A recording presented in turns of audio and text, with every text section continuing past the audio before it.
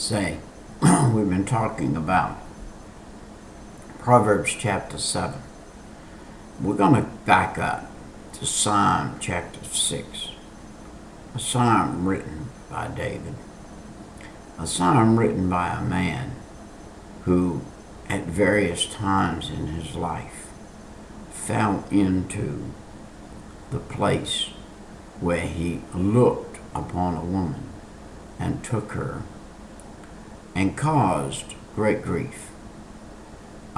There is a place in the Bible that says you can get away with a lot of things, but if you touch another man's woman, another man's wife, it is a grievous act, and you will hardly ever will a man ever forgive and become united with a man that has messed with his wife. They will become arch rivals from that day forward.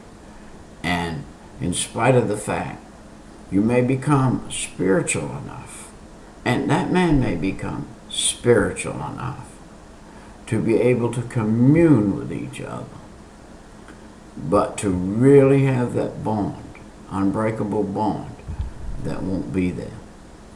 And David says, rebuke me not in thine anger over here in chapter 6. But one of the things I want you to note, if you'll get your Bible open, is the cry of David. The cry of David is, O Lord, rebuke me not. And then in verse 2, O Lord, heal me, for my bones are vexed.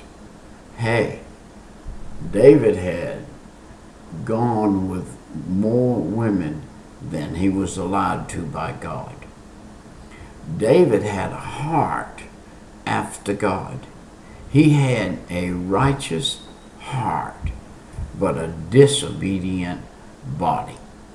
You say, how can that be, Brother Peter?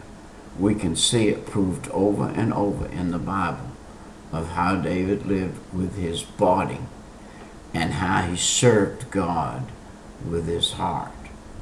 But he had his weak moments come along, and he went after the flesh.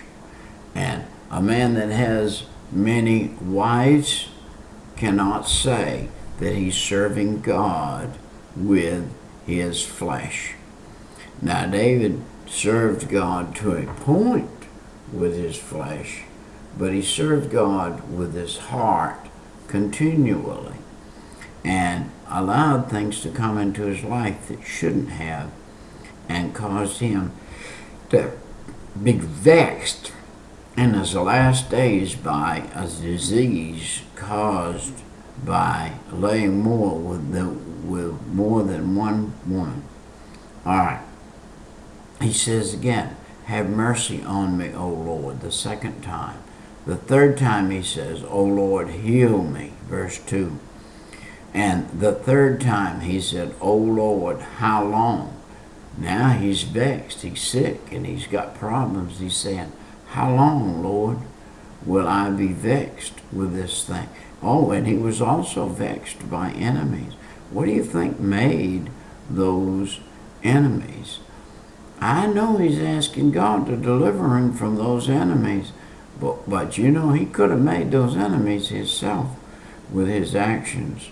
Return, O Lord, deliver my soul. Oh, save me from for thy mercy's sake. Wow, he has a problem in his head, in his heart, that he can't get around, or get over, or get under, or get by. And he's asking the Lord to deliver him, even though the Lord is angry about what's happened. He said, chasten me not in thy wrath, in verse 1. And then he said in verse 2, have mercy on me. Do you know, if we fall into sin, and we're subject to if we're not careful, if we do not do what it said in the first of the chapter 7, and bind the words of the Lord upon our heart, and bind them on our fingertips. And he says, put them in your eyes. Put these words I'm giving you and these commandments I'm giving you, he said, put them in your eyes. So that's what you see. You see those words. And you see the righteousness of your heart in your eyes and not the desire of your flesh. And go on, let's go on, verse 4. O Lord, deliver my soul. Wow, deliver my soul. He was sick in the bones, he was sick in the heart, he was sick in the soul.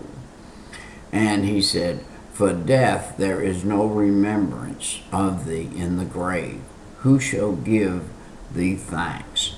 Now we come to a point that we've got a verse before us right now that's going to take us out on a rabbit trail for a minute in a different direction so that I can clarify what David's saying here. What he's saying here, that the body has no remembrance of thee in the grave, but the soul and the spirit do. Death claims only the body. When death claims the body, it claims the body and the body only.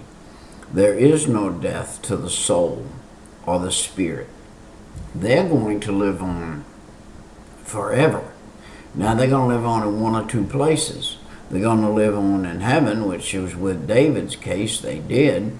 In spite of the fact his body had problems, he had problems with keeping his flesh corrected.